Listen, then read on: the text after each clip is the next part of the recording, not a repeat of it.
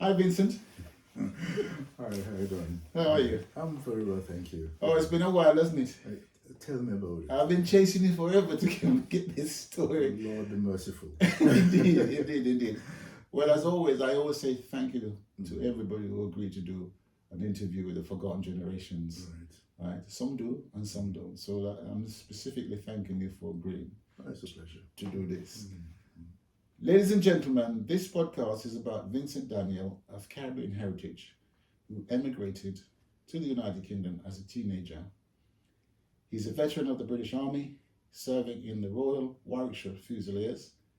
After leaving the Army, he became a Metropolitan Police Fingerprint Officer for over 30 years. Wow, Vincent, that's fantastic. Wow. Well, we're going to go on a journey. We're going to go back into your history a bit, and I'm going to ask you some questions, and just relax and answer them as you see fit. Yeah. Okay. So we're going to go back. So please tell us about your background. You know, where you were born and that sort of thing. Wow. I was actually born in Antigua, in the West Indies. Okay. But my mother said to me, I left there when I was about 6 months old. so I really don't know a lot about Antigua. Although I've been back on holiday. I've been back on a holiday there once.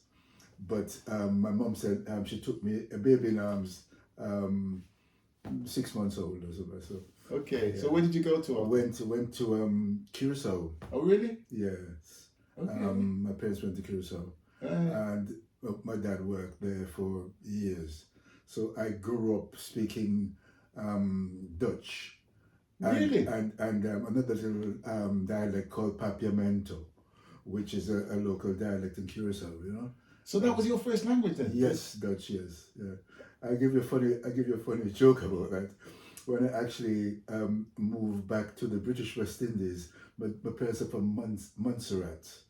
Okay. And when I went, the first day I went to school in Montserrat, the headmaster, I was speaking to the headmaster, and he wanted to put me back down with the, like in the kindergarten, with the youngsters, to learn to speak English. Oh, I see. And so I said, no, because I knew a little bit of pidgin English. Right. So we said, no, I can speak English. And so the headmaster said to me, all right then, Vincent, we'll give you a little test. He said, right. He said, well, if the plural of house is houses, what's the plural of mouse? So I said, mouses. He laughed and he said, I'm sorry, you've got to go back home with the babies to actually learn to speak English. You know. It was a hard time. Yeah. That's great. So then you finished. So you spent some time in Montserrat. In Montserrat. So how about the Curacao then? Did you? Well, no, my see what happened is my mother and my father. We went to Curacao. And we came back to Montserrat. Okay. So after spending, and I was thinking about this the other day, and I can tell you in Dutch the year that we came back in 1955. 1955. And then went to Montserrat. Okay. So when you went to Montserrat, then you could hardly speak any English. Yes. But as a youngster, how old were you then? Oh Lord, I was nearly 11, I think, 10 or 11. But you soon pick up the English. Oh yes, yes, I had to, you know. Yeah. I had to. Brilliant. Yeah. So what was schooling like then? It was good. It was good. I, if I dare say so myself, I did quite well because apart from basic school certificates and 7 standard certificates and that kind of stuff, I won a general knowledge competition when I was at school. Right. I won an essay competition when I was at school. Now the funny thing, the general knowledge competition that I won, you know what the prize of that was? What?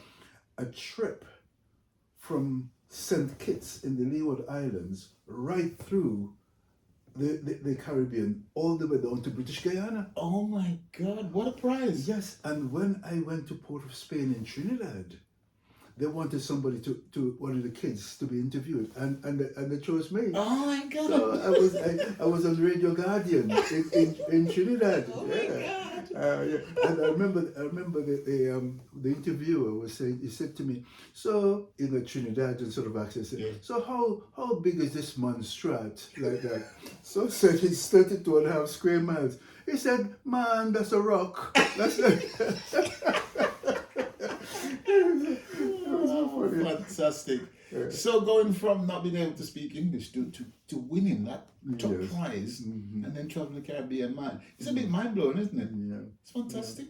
I tell you something that I did years later. I took my father actually to see the teacher that I had in Montserrat, Oh really?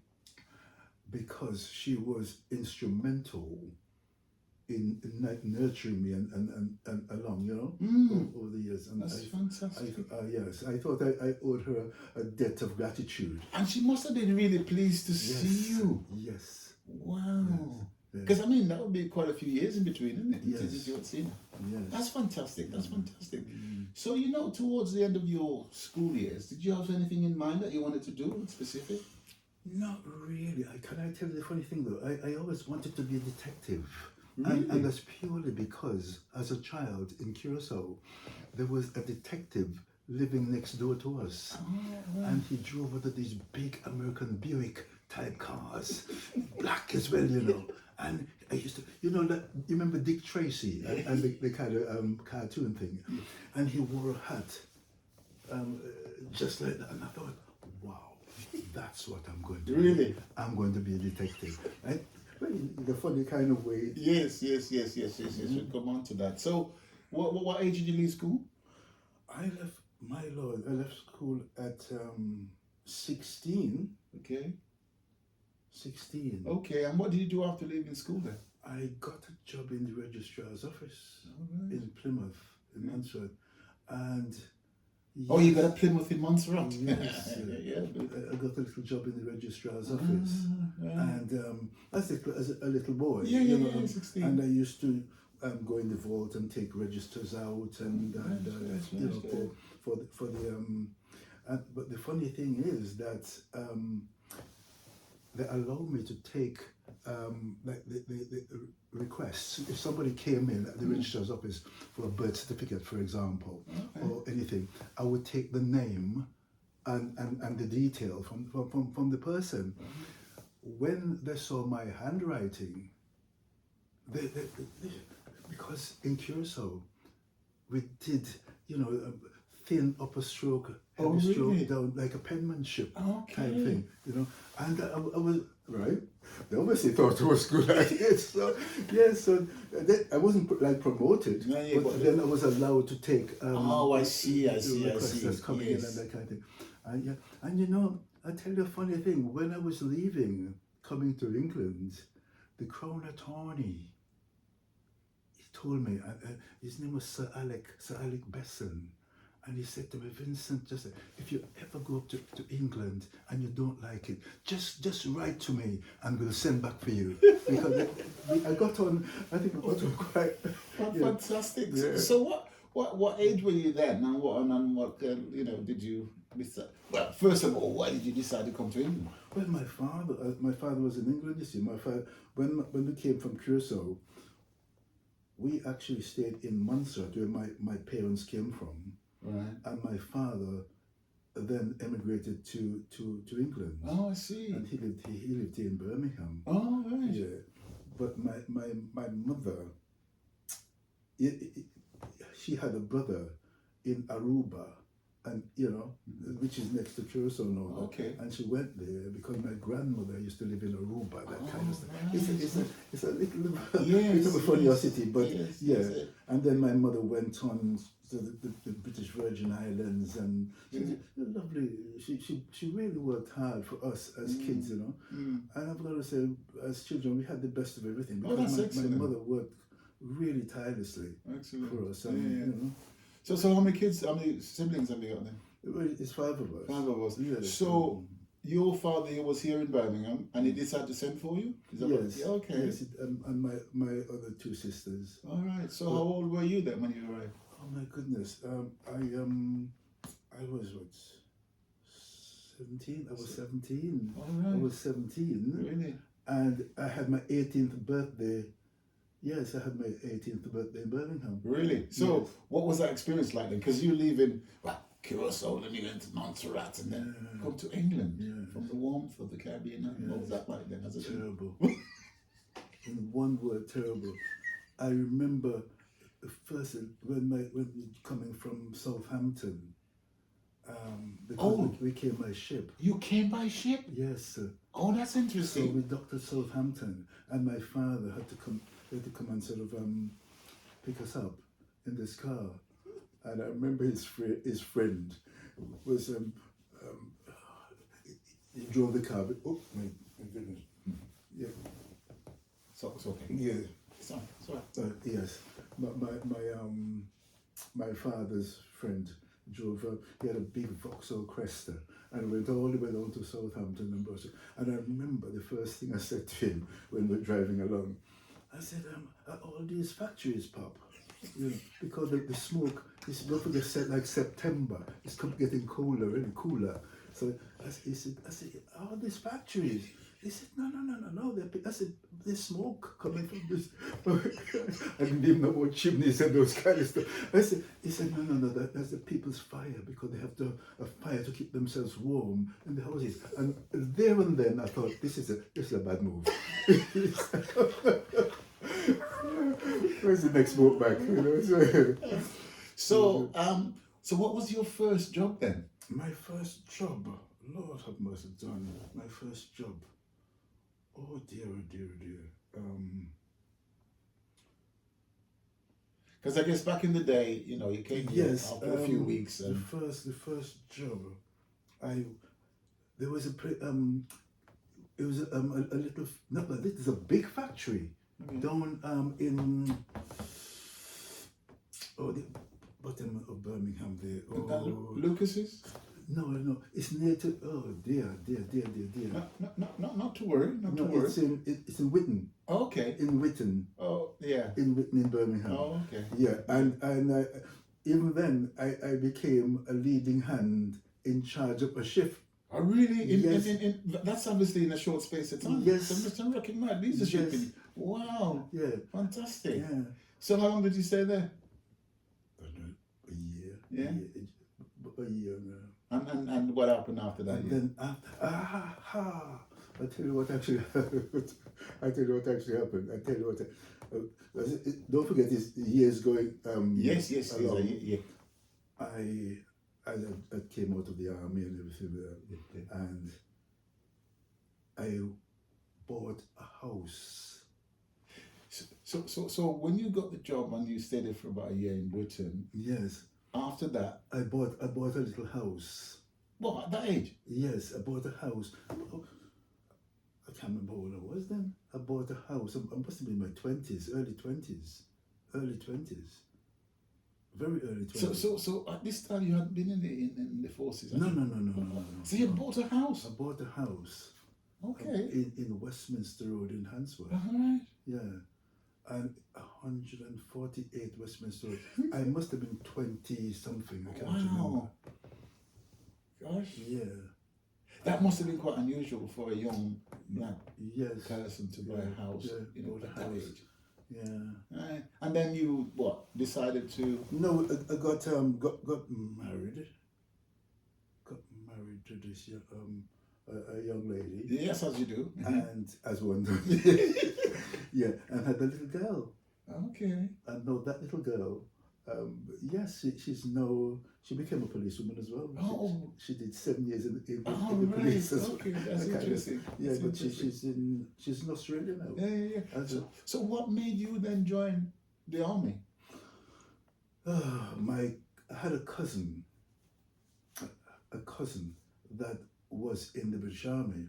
Okay. So as I said, we're regressing now, we're going back, because I had a cousin that was in the army, and he said to me, he said, why don't you join the army? can get a career. You can get a career in the army. My dad went berserk. Oh, right. Because he didn't want me to actually join the army. Because he said, oh, you've been to school, you're done. They said, no, and now you want to go and join the army. So I said, yeah. So I joined the army. Wow. And what was that experience like then? The army was good. Yeah. I got best recruit at Sutton Coldfield. Did you really? Yeah. How long was the training? Oh, Lord have mercy. I can't remember now. I nearly said 9 months, but it's Weeks. it's months. Oh, right. Oh, I see. There's a process of... Yes. As a... Oh, yes. I did my basic training. Oh, yeah, basic training. Basic training at Sutton Coldfield. Really? Yes, and I got best recruit there. And funny thing, when I left Sutton Coldfield and went to Germany, okay, after training there, I got best recruit as well. Oh my goodness! Yes. So, wow. So if you look at the journey from school days, yes, you'd be top. And you know the funny thing is, now that I said that to you, when I got best recruit in Germany, the sergeant major said to me, Daniel, he said, you know, you got best recruit at thing and you got best recruit here. He said, could I give it to somebody else? He asked me no, whether he can give it to somebody else. And I said, yes.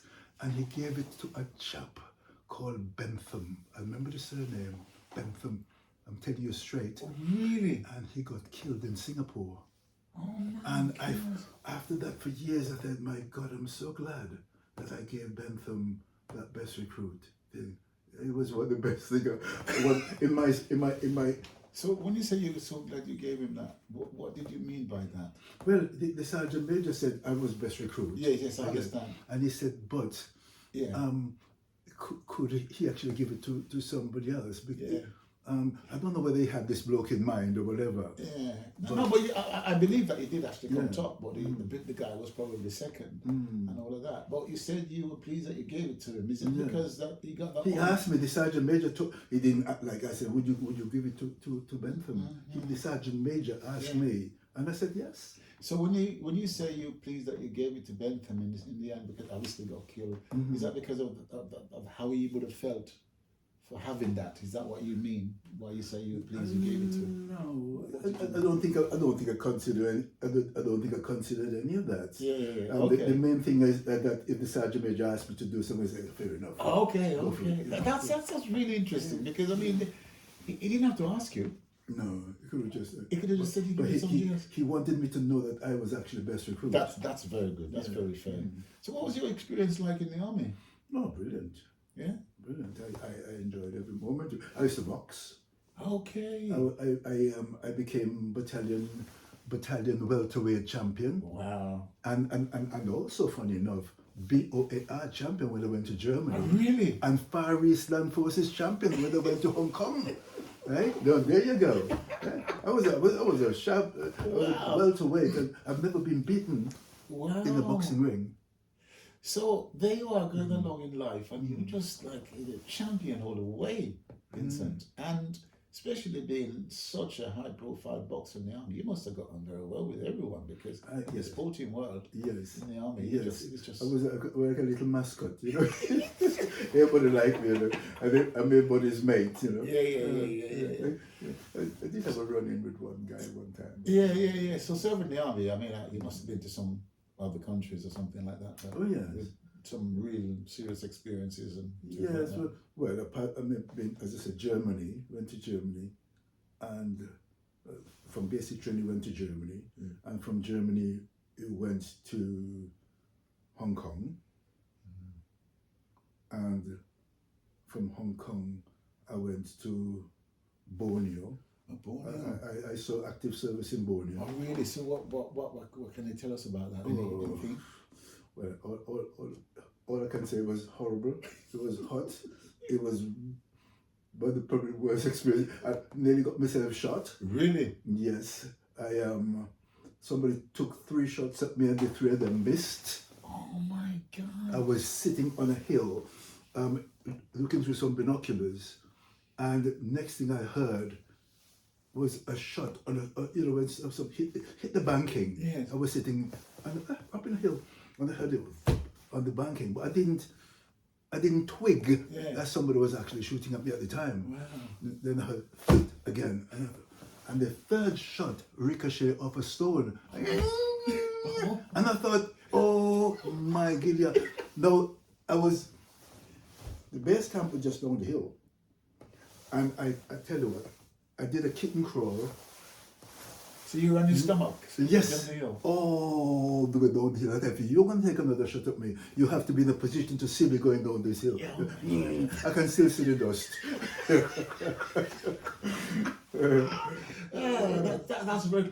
You know, the fact that you were shot at 3 times, did that affect your mind at all any time after that? No. Oh, so you're very strong-minded then, really, because, to get shot at, which some people, could be quite post-traumatic, couldn't it? You know what I'm saying? No. So that's, I told my son, my children about this quite recently. Okay. Because, I've got my children, I've got grandchildren, I got children and grandchildren, and I thought, if I got shot at 19 or whatever it was on that hill in Borneo, none of my kids would have been alive. My 5 kids and my grandkids. It's interesting when you look at it. It's so funny. So, and I looked at it. I looked at it recently, and I thought, and something done. I thanked God because I could, and this is the truth. I knelt down and thanked God because I could not remember ever saying thank you, consciously saying for saving my life. Wow. On that day, That's amazing. That's fantastic. Yeah. So you did Germany. You did was it Hong Kong. Hong Kong and Borneo, and then you came back to UK. Is that what came back to England. Yeah. And then did you spend much time after that in the army, or did you? No. I came out the army. Went from Borneo. We went to Watchet in Somerset. Okay. On the coast in Watchet, and then spent months there because the battalion was moving again to Sharjah. Oh yes, that's in the Persian Gulf. Yes, and then that's when I came out the army actually. So just before you moved off that point about down south in where you went, Watchet. Yeah. Was there a problem with one of the oil tankers or something? You mean I have dealt with an oil tanker. Yes, because I mentioned. Can I tell you something? Yeah. You remember the Torrey Canyon? Oh yes. The Torrey Canyon went to ground. Yes. Yeah, I was down there for weeks. Yes. In and out and in and out, going down and coming back, and And then you had to pumping. What do you call it? To break the oil slick. Yes. To break it up. So you're actually on the coast. I remember there's some story about where you tried to get back up there. Yes. Couldn't. Oh, I was covered in. One day, believe me, God is really good to me, Dan. I'm not joking. I fell back in the water because the oil was a huge oil slick. Don't forget. Right. And I can't get up. I can't get out of because where it it's was. too slippery. Too slippery. And I was shouting, and the cliff was so high. So you were with your mates, but you got segregated by the No, and I was sent down. Oh, I don't know, fit again. Yes, I went down, And then could I get back up? I couldn't. Really? They had to throw a line. So could they hear you be struggling or I was see? shouting. I was shouting and shouting. I was shouting for what appeared to be always and nobody would. And I was trying to get out, can't get out. So anyhow, I got on this rock, my arms on a rock, and I was shouting. Anyway, somebody looked like they just looked over the cliff and spotted me. And they threw a line down. I had to attach it to myself. And they dragged me up. They dragged me up by a vehicle on the back of a Land Rover. Oh, really? They because I spun out over the sea like that, bang into the cliff again, spun out again like that. Oh my God! As they were dragging me up, Weren't you injured then when you banged back into the rocks? Things were dropping. I couldn't care. I was half dead anyway.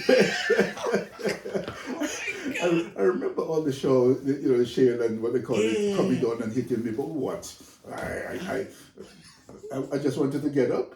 Wow. And so once you got up then and you got to your friends, what? You went, No, you I went tell you, between me and the doorpost, the first thing that happened to me, they pulled me up and dropped on the top of the cliff, right? Right. And guess what?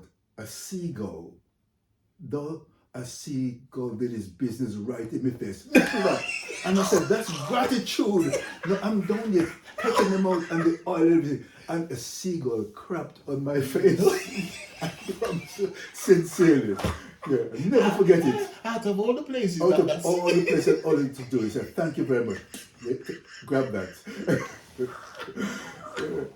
Fantastic. I guess you guys must have been thirsty and then wanted to go to the pub to wait. We got to the pub. Oh Lord. Bad experience there.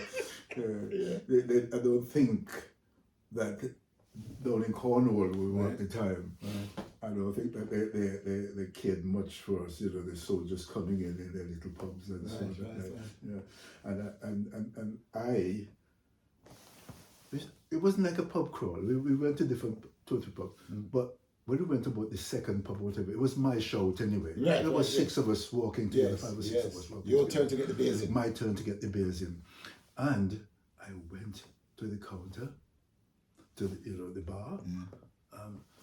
The woman passed me, passed back. I said, excuse me, passed me. Obviously, didn't want to serve me.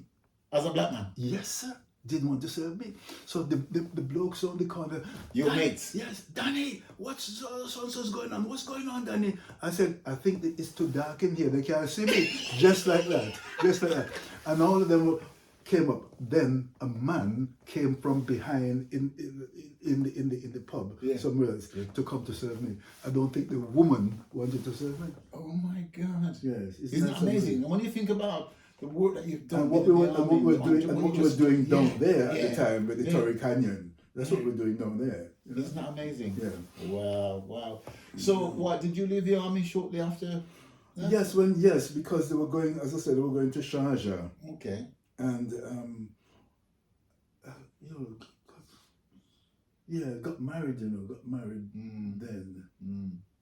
By then, and when I said to my wife that we'll be going to Sharjah, she didn't take it very kindly at all, very good at all.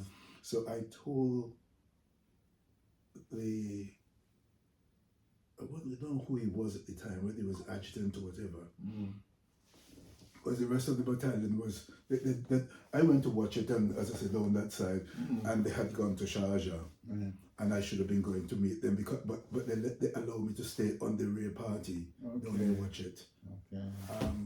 And then at that point, it was about, I can't remember how many of us was in the base camp in Watch It, and I said to the adjutant, whoever it was, that my wife's not taking this very well, I'm going back, just coming from Borneo, going back to Sharjah, and she's expecting a baby, and blah, blah, blah.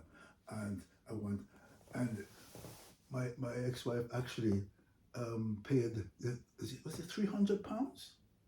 Oh, to buy you out? Yes, I didn't even know that the woman was doing it. She didn't tell me. Really? I promise you, sincerely. Right? Oh my God. Popped up on his. Wait, I don't know if we spoke about it or whatever. However, I know I was called in, blah, blah, blah, blah. And she bought me up, Oh my God. And I just remembered all of that. I brought out without your knowledge. Yes, she brought me. I don't think we spoke about it, otherwise I would remember us talking about it, and I would definitely didn't, That's amazing. Did you feel any way about curtailing your career in the army? Did you feel any way, or did you just? Well, my superiors, they were all. I mean, the colonel of the regiment, nice person. Everybody was good. Everybody. I went to a place down in Warwick, and an old sergeant, somebody came and said, "Oh, Vincent, Sergeant so-and-so is looking for you." You're joking. No, this man was tough. I can call his name, I don't know whether I should. But Jack Gardner. Yeah. tough and lovely. And this, James, Danny, everybody called me Danny. Yeah. Jack Gardner's looking for you. I said, you're joking. When he grabbed me and gave me the biggest bear hug, he said, I was one of his best. I mean, he was an older man than me at the time. You were one of the best soldiers, you know. Really? Jack Gardner. Wow. Yeah, and he in this huge place. It was like I wouldn't say party, but a big do army do. You know. So for them to see this tough man give you that Yes, sort of bear hug, it was just like something really. Danny, Jack Gardner's looking for you. I thought, oh wow. Because he'd heard that you were leaving? No, he heard I was there. I was. I see. Right. At this do. Okay. He was at as well. Okay. Yeah. Wow, that's fantastic. So you then left the army, Mm-hmm, yeah. and then what? What did you decide to do? Oh well, when I left the army, I said I got a little job down here in. Funny enough, I did academy. Lord, I went back to college. I did. Okay. did English. I did English. Yeah. I don't know if it's still around, but Raymond Bantock is a college up in middle of Birmingham, and I went there to do extra English. Okay. Because I wanted to get like an A level. In English. Because it's just something I wanted to do. I had O levels, I had 5 O levels, but I wanted to get like an A level and blah blah blah. Did you do any courses before you left the army? No. Okay. I didn't do any technical courses. No, don't forget, it's a fighting battalion. This wasn't like it was like an engineering. Fusiliers. We're just a fighting. Fighting bunch. So I believe there was a story how you became a forensic. Oh my goodness. Yeah, driving in. Oh my goodness. Birmingham. Yes, I am from Perry Bar in Birmingham. Right. I had a little it's an Austin. Is it Austin A10 or something like that? Anyway, I come in around the corner in this little car. Yeah. And as I came around by Perry Bar roundabout, what I heard ring, you know, the old police cars. Oh yeah. They pulled me over. So when they pulled me over, they said, they said I was like I was speeding or whatever. I said speeding in this. It must be joking. It just so it's a strange kind of car for a black person, a black boy. Yes. At that time to be in. I just thought he pulled me over. Okay. So he did. And he said to take my particulars to it's not Thornhill. In Perry Bar there was a police station there. The back of Perry Bar there. I can't remember the name of the road it was on. However, so he said Birchfield or someplace like that. So he said take your particulars. So I took the particulars to Birchfield police station. Yeah. And when I walked in there, there was one police officer sitting doing some writing or something like that, and I walked in. He didn't look up, and I cleared my throat a couple of times. He still didn't look up, so I looked over what he was doing. Guess what he was doing? He was coding a set of fingerprints. Oh, really? Yeah. And I had done a little course when I was still in the army. Okay. In fingerprints and of my own volition. Oh, right. Okay. It wasn't. Yeah. I saw the course and and a lovely lieutenant, second lieutenant Cale. I remember his name, Lieutenant Cale. I said, I want to do this, and and they said, oh, get me a book or something like that about fingerprinting and all. However, so I knew a little bit from the course that I took, that I was taking. You know. It was a correspondence course from Chicago, Illinois. Oh, really? In the States, yes. Oh, okay. So, however, so I knew quite a bit about coding and all that kind of stuff. So when I saw this police officer, and he was a sergeant, Lord be merciful. I looked over and I said, I can do that, like that. And you know what he said? I bloody do it then, because I can't. And he slapped it on the counter. Really? I thought, there you go, big mouth, to myself. Yes. Give me the clipboard with the form on it. Oh my Lord. So I started coding the fingerprint form. And when I finished, I gave it back to him. And he said, "You so and so, can't you?" I said, "I told you I could." Like that, you know. And he said to me, "So what you're doing now? What job am I doing now?" So I said I was working on in Kynox or whatever the place was. He said, have you got a tie? A tie. Back in the day, you know. I said, "Yes, I got a tie." He said, "Put your tie on, go up to Lloyd's house and tell them that Sergeant Wilkinson sent you for a tryout in the fingerprint branch." Wow. So Lloyd's House, was that the headquarters of in the police? Birmingham. Yeah, okay. Yeah, in Birmingham here. Yeah. So I went up. I duly went up with probably my one tie that I had. Oh, you had a tie. I had a tie. And I went up and but I went in, they spoke to me, they showed me around and everything. But I couldn't get the job because I didn't have the experience that they really required. Okay. And they apologized. I said, although you know about fingerprints and coding and that kind of stuff, we wanted someone to move right onto a team. Oh, with experience. With then. experience to do the job. Yeah. And he said, I'm sorry, but but what came out of that was that I can't remember, going back down the stairs or whatever, and this man was with me, and he said, "You know what?" He said, Scotland Yard in London are recruiting fingerprint officers. Would you fancy that? So I said, enough. That was the beginning of it. Wow. This man from Birchfield or whatever is telling me to take, and I went in and saw him fumbling around with the fingerprint and then doing them for him, and he sent me up to Lloyd's house. Yeah. That was it. It's amazing, isn't it? Yeah. From being virtually arrested for doing no wrong, really. Yes. Yes. I said, God is good. Isn't he? Yeah. That's amazing. Yeah. So then you got into to become what? Well, in the end, I mean, before I became a fingerprint officer, then I became a fingerprint expert. Then I became a higher fingerprint, I think a higher grade of fingerprint. And then became a manager. What? You must have been. And I managed a forensic team. Wow. So you must have taken like a duck to water. This fingerprinting. Yes, that's something that must have done. Wow. I did what I did, yeah. Right. And I tell you something funny. I got three times I caught the most thieves in London. Really? Over the years. Right. I caught the most thieves in London. Really? Yeah. And of course you've got commendations too. I can see the commendations around your room here listed. Yes. That's fantastic. So you must have enjoyed. I enjoyed it, yes. And then how long did you do that for? Lord be merciful. As I said, 30 years is over 30 years. Over 30 years. Yeah. As I said, I was one of the first person of colour to manage a fingerprint and forensic team.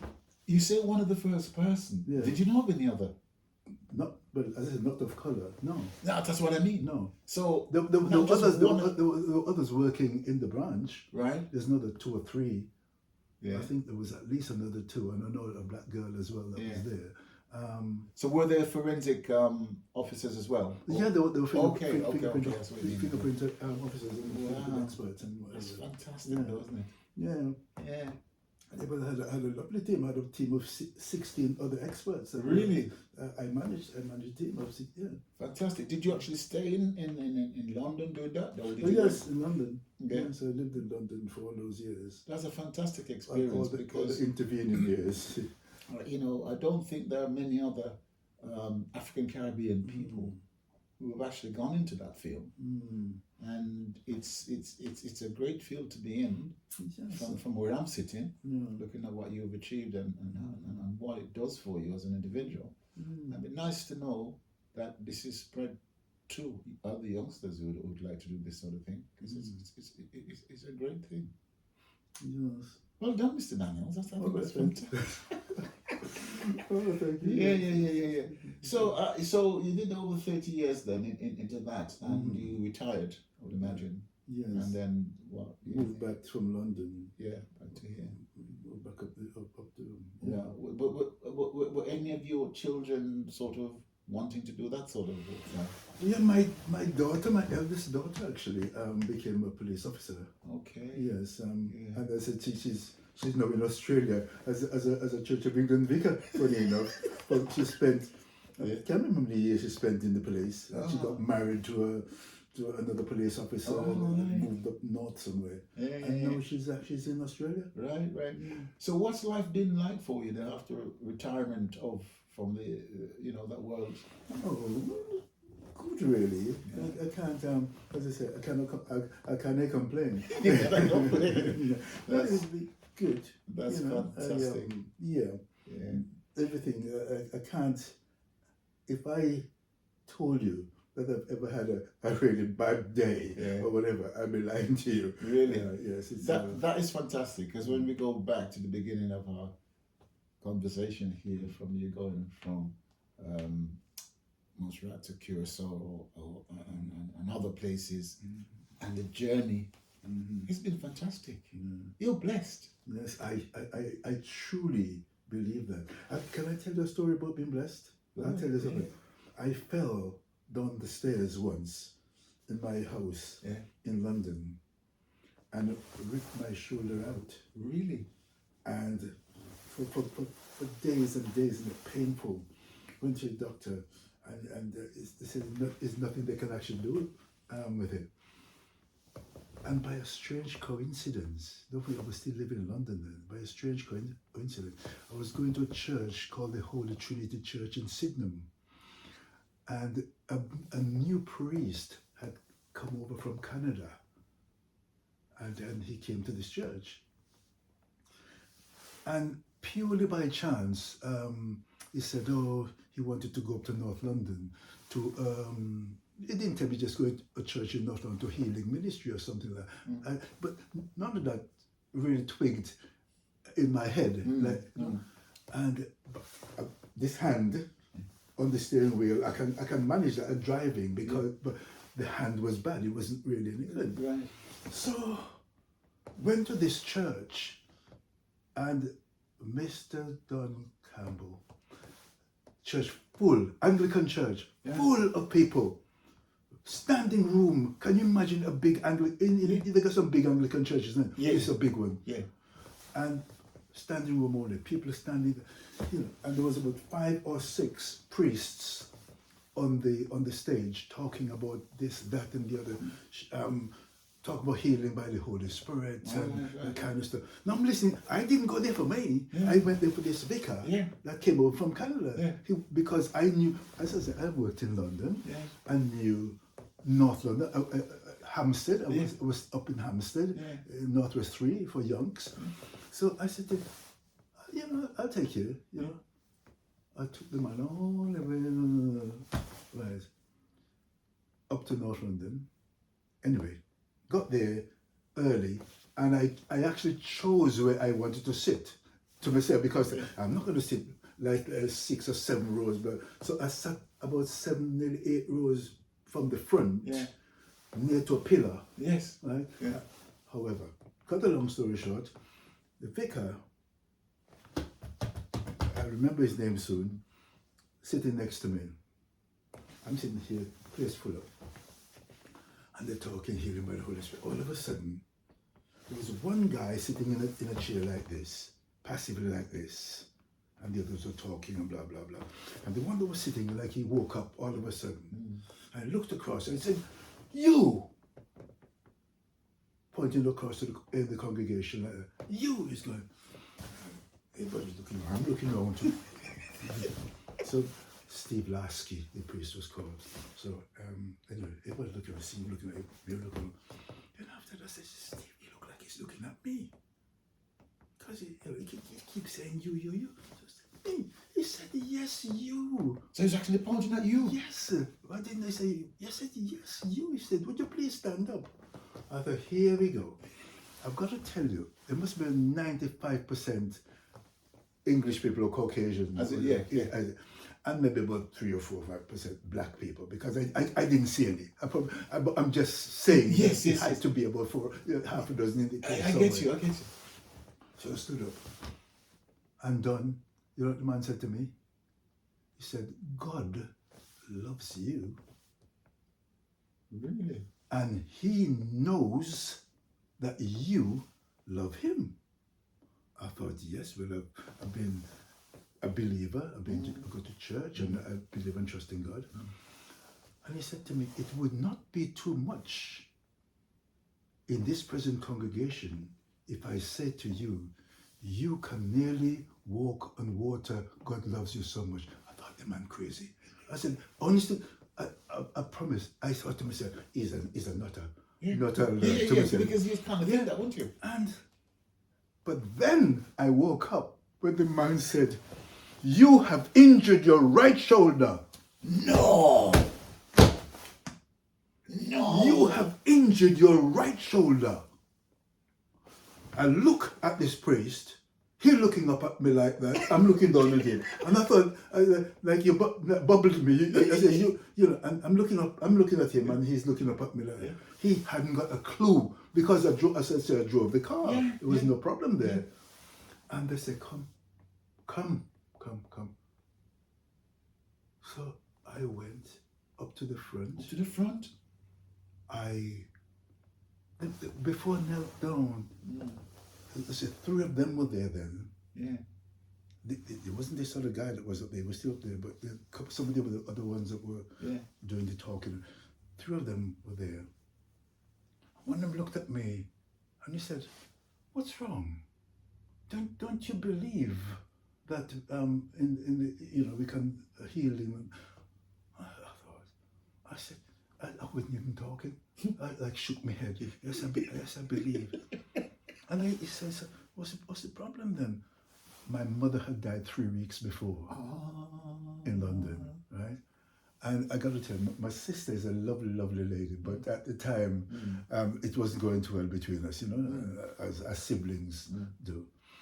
And so I told him, oh, my sister, I just lost my mother. My sister is very, and he said to me, tell you what, let's pray for your sister first.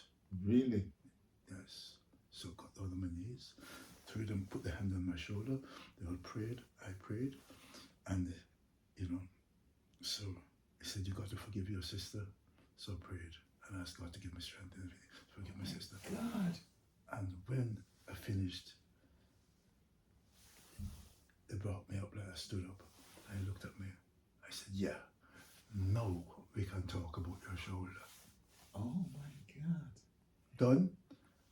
I promise you, as a forensic expert from Scotland Yard that dealt with loads of scenes and all kinds of stuff, they prayed on my shoulder, and as God is my witness, the arm never hurt me from that day onward.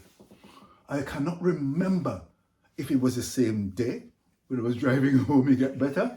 I can't remember if it's the other morning get better, but I can attest to one thing. This hand here, I couldn't move it from here. And that is my testimony. And you quote me any day. God. That's amazing. It's been good to me. Oh, wow. What a testimony. What a testimony. Because it wasn't even planned for you to go to that church. It was just, oh my God. Yeah. Vincent, what a journey you've taken us on. And what a very nice ending to the journey that you just taken on. Yes. God is good. Fantastic. Yes. Wow. Listen, this has been fantastic. Absolutely amazing. And I'm pleased that we got to do this, because we've been after doing this for quite some time. And as the forgotten generations, we like to go around wherever it is, whether it's here or abroad, and get testimonies and stories like yours. Because they're the people, including family members, who will listen to this and get a lot from it. A lot from it. Have you got any questions at all for generations? If you have, you have. If you haven't, you haven't. But not really. Okay. No. Well, that's fine. I think it was nice of you to ask me, and because I think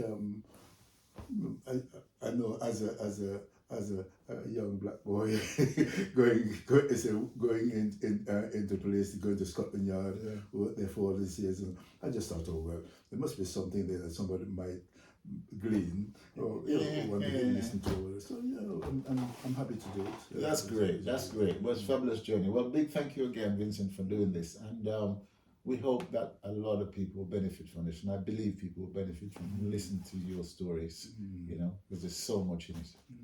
Thank you. And very well done again. Brilliant. Ladies and gentlemen, thank you for listening. Please like and subscribe.